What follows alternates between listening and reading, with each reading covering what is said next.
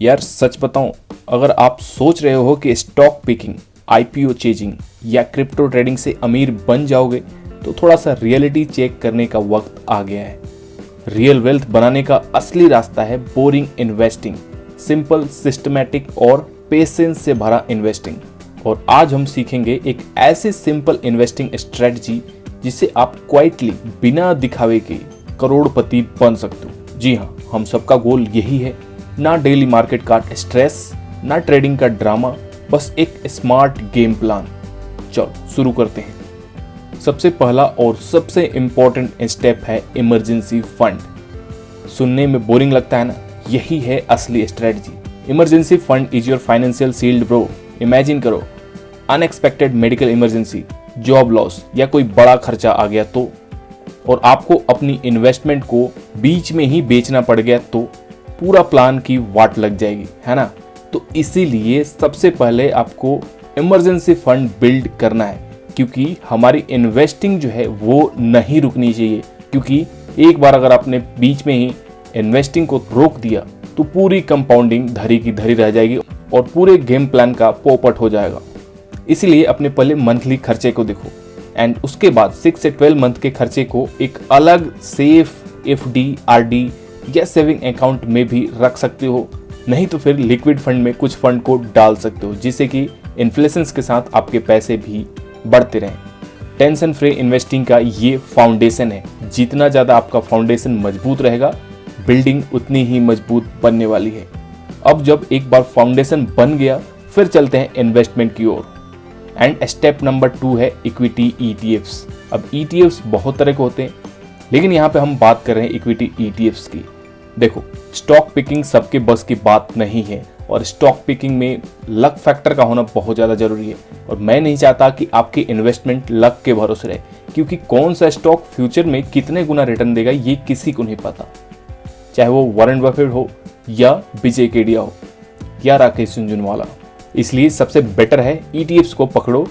और ईटीएफ्स पे हमने ऑलरेडी बहुत सारी वीडियो बना रखी हैं, आप चाहे तो प्रीवियस वीडियोज को भी देख सकते हो बेस्ट ईटीएफ फाइंड आउट करने के लिए। तो ईटीएफ्स में आपको डाइवर्सिफिकेशन मिलता है बिना स्टॉक का स्ट्रेस लिए, सिंपल और smart but boring investment strategy, and यही आपको अमीर बनाएगी। स्टेप नंबर 2 है कमोडिटी ईटीएफ्स। देखो, ईटीएफ्स मैंने बताया था आपको कई तरह के होते हैं। यहाँ पे मैं बात करने वाला हूँ कमोडिटी ईटीएफ्स के बारे में, क्योंकि एक बार आपका पोर्टफोलियो जब बनेगा वो बैलेंस पोर्टफोलियो बनेगा। एंड बैलेंस पोर्टफोलियो बनाने के लिए ईटीएफ्स के अंदर भी डाइवर्सिफिकेशन जरूरी है। इसलिए इक्विटी के साथ साथ कमोडिटी ईटीएफ्स जैसे कि गोल्ड और सिल्वर में आपकी इन्वेस्टमेंट जरूर होनी चाहिए, क्योंकि आपके पोर्टफोलियो को क्रैश के समय बचाते हैं। प्लस इनकी डिमांड अगर अच्छी खासी रहती है तो ये आपको लॉन्ग टर्म में 10 to 11% के गेन दिखाते आए हैं। अब बढ़ते हैं स्टेप नंबर 3 की तरफ, जो कि है बॉन्ड ईटीएफ्स। देखो, ये थोड़ा और बोरिंग होने वाला है, क्योंकि यहाँ पे आपको बहुत ज़्यादा हाई फाई रिटर्न नहीं मिलने वाला है।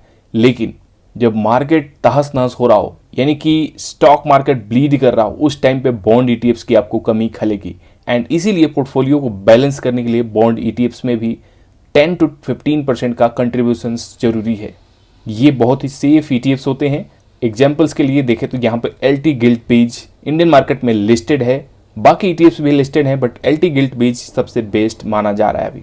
स्टेप नंबर 4 की तरफ बढ़ते हैं, जो कि है इंडेक्स फंड इन्वेस्टिंग। सबसे पहले यहाँ पे मैं चाहूंगा आपका मिथ बस्ट करने का, क्योंकि बहुत सारे लोग सोचते हैं कि ईटीएफ सस्ता है इंडेक्स फंड से। देखो, ईटीएफ सस्ता देखने को आपको पेपर में जरूर दिखेगा, बट रियलिटी क्या है, ईटीएफ्स में आपको ब्रोकरेज चार्ज, इम्पैक्ट कॉस्ट और बाइंग सेलिंग के हिडन चार्जेस लगते हैं, जैसे कि डीपी चार्ज। और यहाँ पे सबसे मेन इंपॉर्टेंट है इम्पैक्ट कॉस्ट, क्योंकि ईटीएफ मार्केट अभी इंडिया में उतने मैच्योर नहीं है।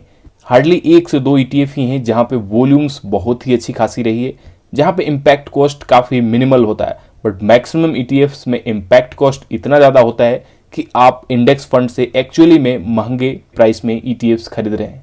इसलिए इंडेक्स फंड को महंगा मत समझो, क्योंकि इंडेक्स फंड सिंपल एनएवी के बेसिस पे इन्वेस्ट करते हैं। No tension of timing the market, और एसआईपी सेट कर लो, फिर बस मंथली इन्वेस्टिंग का काम, एंड उसके बाद आप आराम करो। Remember our strategy, boring strategy. चलो बढ़ते हैं स्टेप 5 की ओर, जो कि है लिक्विड फंड्स फॉर अपॉर्चुनिटीज। देखो, स्मार्ट इन्वेस्टर्स का एक और सीक्रेट होता है, जो कि मैं यहाँ पे आपको बताने वाला हूँ। थोड़ा सा कैश हमेशा लिक्विड फंड में रेडी रखो। और लिक्विड फंड से रिलेटेड ETFs भी आते हैं। जब मार्केट क्रैश करे तो बल्क में इन्वेस्ट करो बिना डर के, क्योंकि बड़े रिटर्न्स वही कमाते हैं जो मार्केट क्रैश की अपॉर्चुनिटी को पूरी तरह से ग्रैब करते हैं। एंड वही लोग अपॉर्चुनिटी ग्रैब कर पाएंगे जिनके पास लिक्विड फंड्स में पैसे हैं, यानी कि मार्केट के करेक्शंस के टाइम पे फंड अवेलेबल है। चलो, तो मैंने आपको स्टेप बाय स्टेप बताया किस तरह से आप बोरिंग इन्वेस्टिंग स्ट्रेटजी से भी रिच बन सकते हो। यार, इन्वेस्टिंग कोई रेस नहीं है, ये एक मैराथन है। बोरिंग लग सकता है, but boring strategy is actually interesting strategy. Emergency fund ready रखो, इक्विटी ETFs और इंडेक्स फंड में डिसिप्लिन से इन्वेस्ट करो, थोड़ा गोल्ड और बॉन्ड्स का भी तड़का लगाओ और लिक्विड फंड से क्रैश का अपॉर्चुनिटी ग्रैब करो। अगर आप 10 से 15 साल भी इस बोरिंग स्ट्रेटजी को फॉलो करते हो तो ऑनेस्टली दुनिया की कोई ताकत आपको फाइनेंशियली फ्री बनने से नहीं रोक सकती। Fancy trading, stock tips, IPO, FOMO सब शॉर्ट टर्म के ड्रामा है। रियल वेल्थ बिल्डिंग के लिए सिंपल और बोरिंग इन्वेस्टिंग ही सबसे बड़ी सीक्रेट है। अगर ये सिंपल और पावरफुल स्ट्रेटजी आपको पसंद आई हो तो वीडियो लाइक करना, अपने फ्रेंड्स के साथ शेयर करना, सो दैट वो भी अपनी फाइनेंशियल जर्नी शुरू कर सके, और चैनल को सब्सक्राइब करके बेल आइकन को प्रेस करना। Let's build wealth the right way.